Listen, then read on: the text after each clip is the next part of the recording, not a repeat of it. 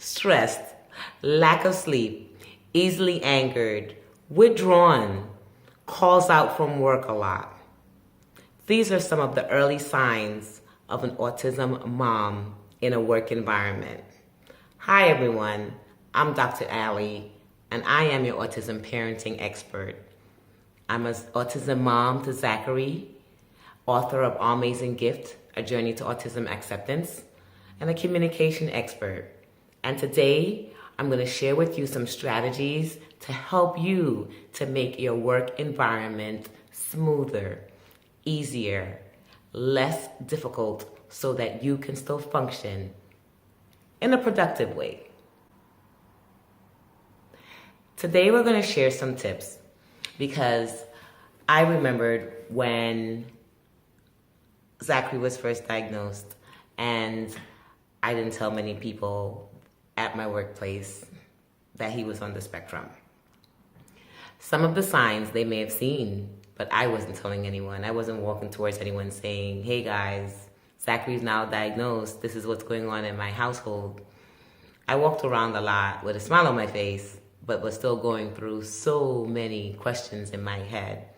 Why? How?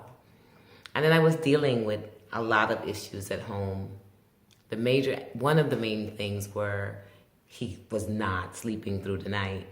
Like, his sleep pattern was so off. I'm talking about maybe 1-2 hours in the night. So then how did that affect me at work? I was tired. I was constantly tired. I felt like if there wasn't enough sleep that I could ever get. And then that also made me easily irritable because it kind of goes hand in hand. If you're not getting enough sleep, then what's going to come next? You're going to be easily irritable. So that was me at work, just going through the motions, but I'm sure not a pleasant person to hang out with. So the reason I'm talking about some of the things that autism moms will go through at work is because sometimes you as either a coworker or an employer may see these things, but you may not know because no one is speaking about it. Some other signs that you may see are the calling out a lot from work, or that I need to leave early, or I have to come in late. And it's most often because here we are trying to come to work, but yet we still have a child that has doctor's appointments, that has therapy appointments, that sometimes the schools are calling us because of behavior issues.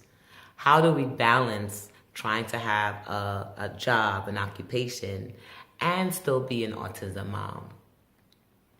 It's not so easy. So if we can get this information out to employers, then we can start finding tools and strategies and tips that can help to make our work environment more conducive and we can be more effective. So what are some of the signs that you will see, and then what are some help that you can give? So let's talk about the first sign. The first sign you're going to see a lot is tiredness, like they can barely keep their eyes open at work. And one suggestion I would make as an employer or as a coworker to an autism mom is use your lunchtime to take a break, like literally take a break. This may be the time where you can go back to your car, put your head on the table, and just take a nap. Make sure you eat a quick lunch because yes, lunch is important, but use that time to just catch some Z's. You take your own personal siesta. Just make sure you set your alarm to wake up because you want to make sure you get back in time. So that's the first way of dealing with the tiredness. The second thing we want to talk about is lack of figuring out how to handle a work schedule. Because of having many appointments and many interruptions, it's so hard to figure out how do we get both done.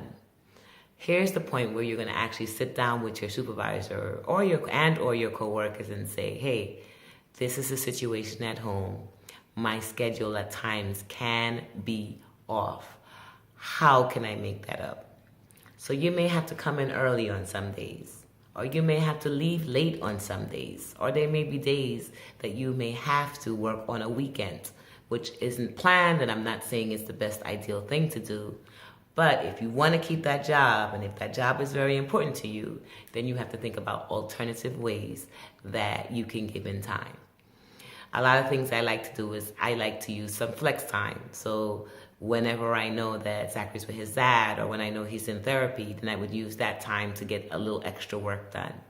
So try and do the same. Figure out how else can I be beneficial to my work environment, especially if it's a job you want to keep. And then how can I get my coworkers and employers to join my team, to understand that I'm not calling out later or I'm not leaving early because I want to, but because this is my exceptional need. Sometimes talking about it makes it a lot easier. I know it definitely did for me.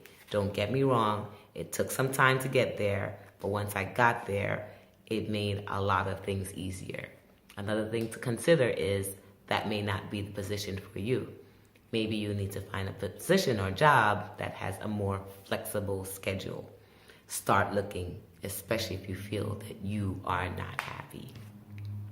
And then the third thing is, you often see us alone. We're loners. We're almost like our kids. We're loners. Why? Because we don't have anyone that we feel comfortable speaking to. We're not really expressing what's really going on at home. So this is an opportunity to find at least one or two people that you can talk to. Yeah, sorry. You're going to have to speak to someone about it. You can't keep carrying this on your shoulders, because the more you carry it on your shoulders, it comes out as anger. It comes out as rage. It comes out as an employee that no one wants to work with. So try and figure, who do you trust the most, and how can I tell them a little bit more about my life outside of the work environment. Yes, I get it. Most of us feel work and home are separate. But if you're spending about 7 to 8 hours in a job, then somehow the cross interference happens. And how can you make it easier for you? Because in this all, we're trying to find out how can we make it a little easier for you. Because when you go home, you have other challenges to deal with. You don't want to come to work with the challenges that you have to do at work, with the added stress of the thoughts and the lack of sleep and the difficulty engaging or difficulty being a team player in a job environment, especially if that job is important to you. So use some of these tips, like talk to someone about it, like speak to your employer and let them know, are there any alternatives that I can do to help, especially when I need to leave early or come in early. And then of course, if you can get that extra time to put your head down and take a nap, take that nap.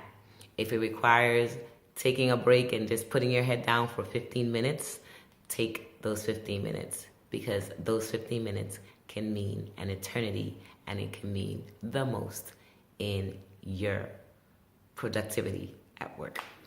So it's Dr. Ali coming in again. Make sure that you pick up a copy of my book, Amazing Gift, A Journey to Autism Acceptance, to learn more tips, tools, and strategies that I have for you wonderful moms out there just trying to navigate through this process. As always, it's a pleasure coming in to serve you with all the goodies that I have. Take care.